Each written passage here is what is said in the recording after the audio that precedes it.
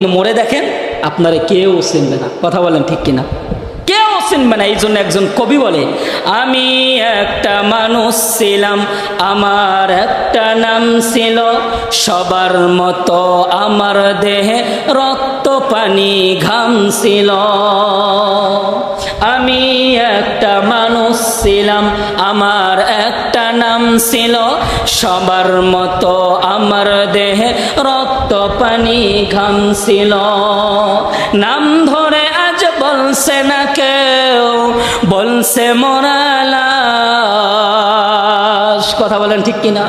নাম ধরে আজ বলছে না কেউ, বলছে মোরা লাশ।